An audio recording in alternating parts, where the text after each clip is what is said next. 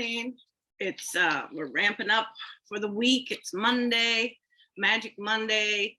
Looking forward to another spiritual Monday, courtesy of Windermere, and we're out there live to the world as well. So Windermere has decided to start Mondays with their agents, using me as a vehicle to bring some spirituality to the consciousness of their agents and the world. So when we start, I usually like to ring the bell, just kind of get your attention, bring you into this space, and we will start another Magic Monday with Soul on Fire. I also want to invoke this space with just a quick little prayer, which is real simple today. God's good is mine. I step forward in faith to claim my good, and I am safe, free, happy, harmonious, prosperous, and wise. And so it is.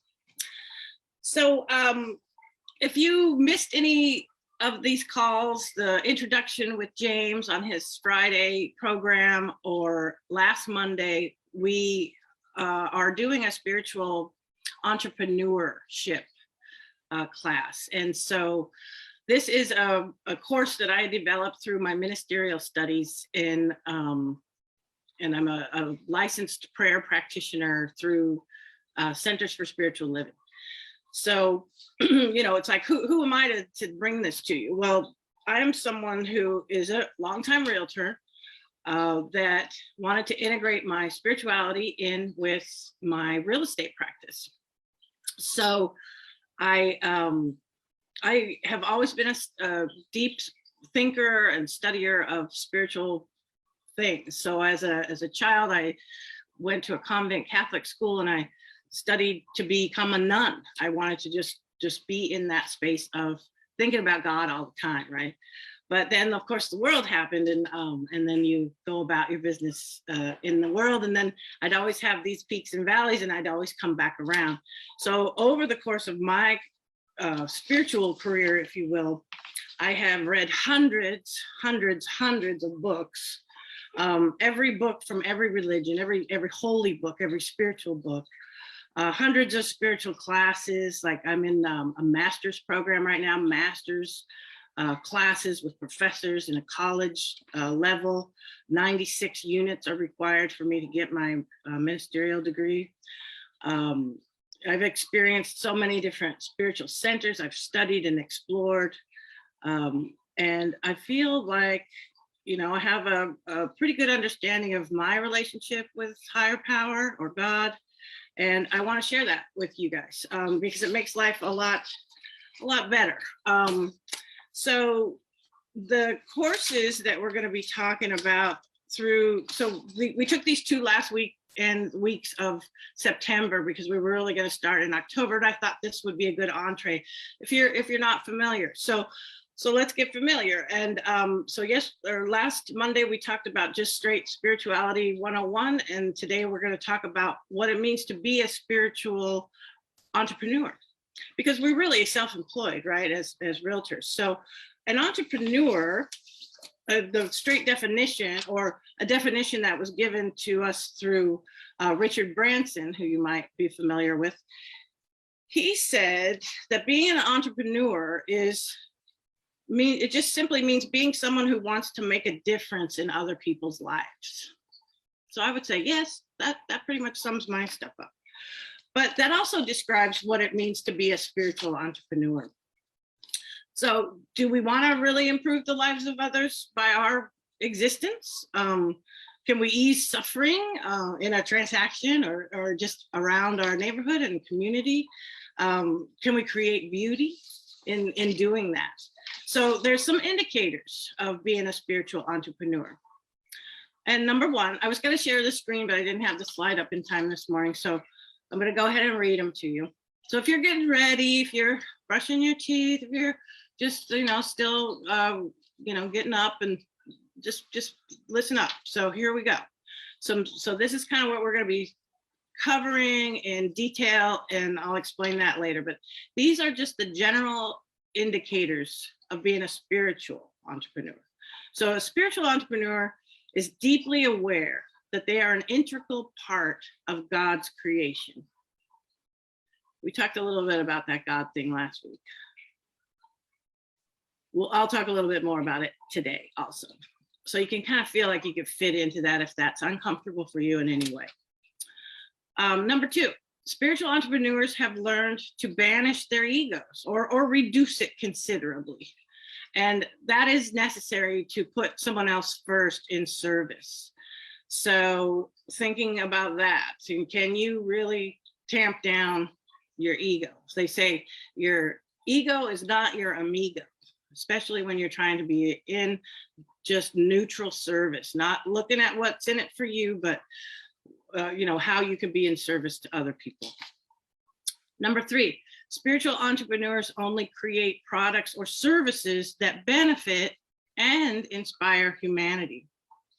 I talked a little bit about my column. I have a column in the Coast News, and I feature different people or places that have really inspired, the world. Really, they like. I am going to be staying at the inn at Moonlight Beach tonight. Actually, I have a friend that owns that. I did a column on her, and the way that she brought in her service and her products and how she thought of every little detail in this little inn, this tiny little like 5-bedroom, used to be a bed and breakfast. How do you bring soul and spirituality into that? That she's a perfect example of that ethos, if you will. Spiritual entrepreneurs are an example of God's love and creative energy. That sounds good. Number 5, spiritual entrepreneurs inspire others and lead by example. So hopefully these little times that we have together, it's just going to strike up a little inspiration in yourself. I'm going to stop right there and read a little quick quote that goes with that thought. Marianne Williamson, some of you might be familiar with her. She wrote several books. She was Oprah's spiritual counselor or practitioner for a long time. She ran for president not that long ago. And so like her or not, she writes some pretty good books. And in The Return for Love, or A Return to Love, she has this quote: "As we let our light shine, we unconsciously give other people permission to do the same. As we are liberated from our own fear, our presence actually liberates others." So, what does that look like to unleash, the full expansiveness of our God selves into our lives, into the world? That's what we're going to be dwelling and discussing every Monday at 8 o'clock to kind of launch you into your week with some consciousness. So living in an open, authentic, transparent manner. I think that's what Marianne Williamson says when she says, give others. If we are just being our best and most authentic self, we can allow others to be their best and authentic self. So we will create the tipping point where the new mass consciousness will be one of health, well-being, abundance, joy, and peace. Sounds pretty good to me. So the old consciousness of lack, scarcity, racism, sexism, political animosity, homophobia, and all the other things that we are dealing with right now on the planet Earth, that's going to be stuff we're going to look at in our history books. We are here today to bring up the global consciousness of mankind. And, you wouldn't think you could do that as a realtor, but you can, because there is a power for good in the universe. And it is greater than you, but you have access to it. And it all depends on where you put your consciousness. How much of God can you comprehend and bring in? So I've chosen, like I said last week, I've chosen to have that as how I walk in the world. So going back to the indicators of spiritual entrepreneurship, number 6, spiritual entrepreneurs don't become entrepreneurs to get rich. So if you are in real estate and that's your only goal, I don't know if you'll be around in 40 years like I have been. So, it's always great. Money's great. And boy, we'll be talking about that next month. Our whole month is going to be talking about abundance and all these different types of abundance and how we can gain an abundant a mindset to stay in service and to do all of these things. But if you're thinking about getting rich, that might not be a spiritual entrepreneur consciousness. So then number 7, finally, spiritual entrepreneurs become entrepreneurs because they have to. So I mean, it isn't easy to be an independent contractor, and you're not, you can't get a paycheck unless you actually put the work in, you get out of bed, you do the things that you need to do to get out there and the work that is necessary, right? But there is a way to do it easier, which is what I'm going to be suggesting through these courses, or subject matter anyway, as far as being a spiritual entrepreneur. So, last week someone commented, they said, you said you're a human having a spiritual experience. Shouldn't it be you're a spiritual being having a human experience? And I said, well, in this class, I'm talking about, hey, we're here on the 3rd dimension. It's great to have your thoughts up in the 5th dimension and wherever else you can go. But we're dwelling here in this human state. What I'm suggesting is let's bring in more spiritual consciousness so that we can have an easier, more profound walk as we, do our business, do our life in the world. So, so anyway, there's these spiritual laws that we're going to learn about tapping into. Besides, having, abundance, next week or next month, we'll be talking about abundance. But besides having copious amounts of things and money and stuff, we're going to talk about the plentifulness of the good things of life. Prosperity, what is really prosperity is abundance. So let's see. I have a couple other little readings I wanted to share with you today. In that regard, in terms of where do we find God, or how do we get to be that person that thinks about God, during the day, or higher power, or something that's greater in the universe that we have access to? How do we have access to that?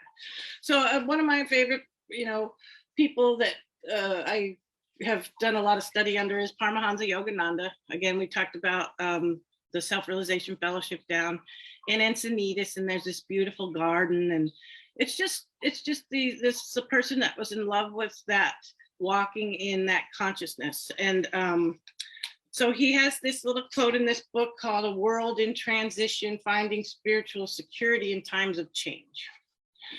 And he says here, where can God be found? So God or spirit or the infinite consciousness, it doesn't matter what word you want to use. It's all pervading and it's omnipresent. But as long as we are looking for that outside of ourselves, we are using the senses and the mortal mind, the faculties through which we cognize the outer world. But great saints of all religions have affirmed this truth, that the senses and the human intellect cannot perceive God. These gross instruments are far too limited. We have to go inside. So there, through the intuition of the soul, we find him. That's what Paramahansa Yogananda says about that. So I thought that was very beautiful, and we'll be talking about those types of in the morning when you wake up, and how you go into the silence if you're doing the miracle mornings, and what that silence is. We'll go a little deeper into how to meditate and into finding that inner place inside that slow it down, get with who you really are. Last week we talked about who are you outside of being a realtor. Because it's like, we can get robotic in our lives. Like, I'm the realtor, and then I go home, and then I can make my dinner, and then I go and I call, we are so much more than that. And so that's what Windermere is trying to instill in their wonderful agents. You know, a lot of you probably already have your practices, but this is just another little added secret sauce that we're adding to the agents that are choosing Windermere as their broker of record. And there are so many other things that Windermere offers besides this. And we have, you know, they want us to be holistic in our agency, in our lives. So I'm pretty excited to be a part of this right now. So here's another little something. I've been quoting Gary Zukav lately. He's rocking my world. This one's called Soul Stories. And I'm going to read you a little something out of this too. It says, communicating with your own soul gives you a glimpse of the most fulfilled, wise, compassionate, and intelligent person that you might become. So that is the person you would be if you used all of the wisdom that you have available to you and all of the compassion that you have in your heart all of the time. So it is you without any of the limitations of anger, fear, jealousy, doubt, sadness, vengeance, shame, or resentment. It is what you would be if your life were filled with love and joy. Well, gee, I think I would like a world like that. How about you?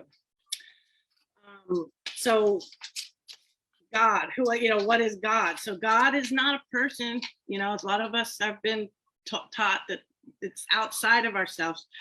I'm suggesting that God is an energy, a presence, and a power that we can tap into. So, and if it's love, if God is love, then that's the energy that we want to tap into. Because we are part God, you know, we have a divinity in us. And so if we could find that divinity, that part of us that is that substance of God, then we can live this place where there's this inner feeling, there's something within you, this deep sense of what you are outside of what you are in the world and showing up as. So if it's truth, if it's law, if it's abstract, but we all have the outcome of God that Paramahansa was talking about. So God is a presence which you have to find in your heart and sense deep within you, not on a mountaintop or on a desert. Wherever you go, God is. So recognize God is life and you are the life of God. And God is all in all. So, you know, in the scriptures, the Bible, it says, and God breathed into man and man became a living soul. So you are the breath of life. You are God in action. So when you ask, what is God? Realize that God is an idea. Each person that has his or her idea, you have your own idea of God right now. Moses asked God his name and God answered, I am that I am. Whatever you believe God is. So God is to you, whatever you think God is. And what God is to you, you have to find God within yourself, because God is love, life, spirit within each individual. And your walk in a spiritual realm is going to be dependent on how much energy and how much consciousness you put into that thought. So if you're putting all these other things in before that, remember that seek ye first kind of thing. So that's about it. That's it. So I'm just ramping up. You have to have a bit of that God consciousness in order for you to take this next course with me, which is spiritual entrepreneurship. And it's going to be very interesting. These topics that we're going to cover are going to be in abundance, in non-competition, in devotion, and creating that spiritual toolkit that you can tap into daily, in going deeper into a meditation practice, whatever that is, silence, it could be anything. You can meditate by doing the dishes. You can meditate by pulling the weeds. You could, we'll be talking about all that stuff. How about integrity and creating an ethos for your own self, that you want to, how you want to show up and how you are seen as, who are you? So if someone said, who is Sully? Wow, she's the spiritual realtor. She talks about God all the time. She does things at this higher level of consciousness that, brings a deal together more easily, not hysterically, which that's how I used to do business. Let me tell you, when I was younger, I did a lot of hustling. So now I just let God do my hustle for me. So there's a little bit of magic and mysticism in that. And then we'll be talking about that. as well as honesty and ethics.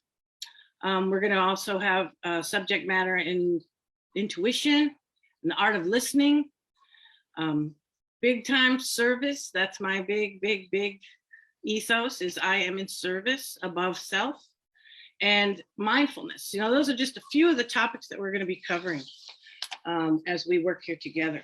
Now, last week we pulled a little angel card. And what was that? It was expansiveness. We were going to work on expanding our mind and our consciousness toward, you know, what is actually possible in this life and what we are doing. So now we're going to put that card back and we're going to dig in and get another little card for the week. And this one, ooh, that's a good one. This one is called authenticity. Okay, so everyone is unique. I don't want what you have and you can't have what's mine. I am not in competition with you because I want you to win. I want you to get that listing. I applaud you and support you. And we'll be talking about that when we talk about non-competition later on. So I guess that's about all I have today. You know, I don't need to be taking all your time this morning. I just want to let you know how grateful I am to be working here with you and to be showing up for you on a Monday at 8 o'clock to set your week off with some thoughts, some seeds to dwell on. Authenticity is going to be the word for this week. And next, let's see, what is it? October. Gosh, it's October, you guys. October 4th, we start our series on abundance. So I really look forward to seeing you here with Windermere with that subject matter.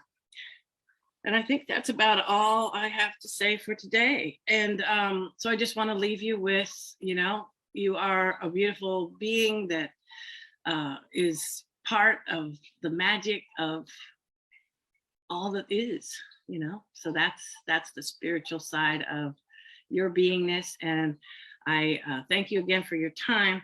We're going to take off now and make it a great week and be authentic. Okay. So you guys have a great time and I'll see you. Thank you so much for your attention. We will have music taking me out next week. So be blessed. Have a great day.